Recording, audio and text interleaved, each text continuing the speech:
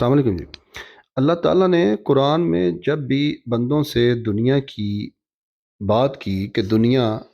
کو حاصل کریں لیکن ایک لمٹ میں رہ کے حاصل کریں، تو عام فہم مسلمان نے یہی سمجھا کہ اللہ تعالیٰ دنیا میں کامیابی کا مخالف ہے۔ اللہ تعالیٰ یہ چاہتا نہیں کہ بھئی ہم لوگ کامیاب ہوں، ہم بھی لائف انجوائے کریں، ہمارے پاس بھی گاڑی گھر اور ہر طرح کی لگژریس وہ سورس ہوں۔ اللہ تعالیٰ شاید اسے پسند ہی نہیں کرتا، ایسا نہیں ہے۔ اللہ تعالیٰ آپ کو، مسلمانوں کو، مومنینز کو جس طرح کی وہ لائف چاہتے ہیں اس طرح کی لائف اللہ تعالیٰ کہتا ہے آپ حاصل کر سکتے ہیں، بٹ بائی لیگل مینز۔ اگر آپ اپنی ہٹ درمی سے اور بائی انلیگل مینز کوئی بھی کامیابی جسے آپ کہتے ہیں، کوئی عہدہ حاصل کر لیتے ہیں، کچھ پیسہ حاصل کر لیتے ہیں، کچھ حاصل کرتے ہیں، اگر وہ غیر قانونی ہے،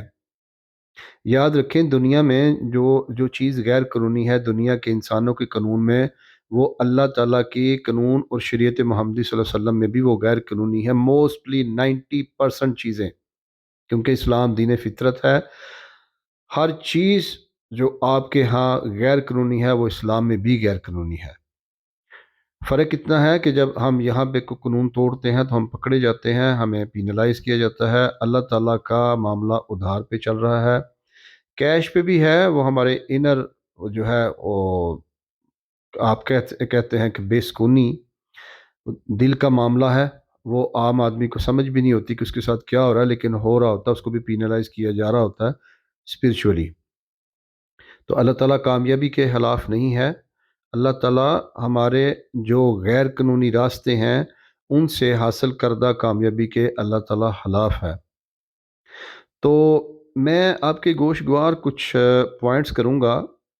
کیونکہ جب بھی اللہ تعالیٰ نے بات کی روحانیت کی، اسپرچولیٹی کی، تو اس کو موسٹلی لوگوں نے،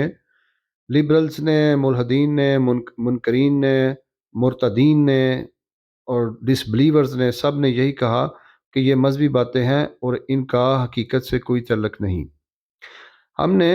پچھلی ویڈیو میں آپ کے گوشوار میں نے کچھ چیزیں رکھی کہ کامیابی اور خوشی میں کیا فرق ہے، اور انسان اگر کچھ چیز کسی بھی سکسیس اس کو ملتی ہے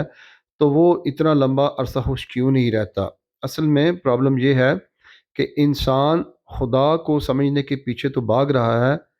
لیکن خدا کی تخلیق کے پیچھے بھاگ رہا ہے، لیکن خود کو سمجھنے سے قاصر ہے، خود سے کبھی وہ ملتا ہی نہیں، کبھی اپنے پاس بیٹھتا ہی نہیں، کبھی خود کو جانتا ہی نہیں۔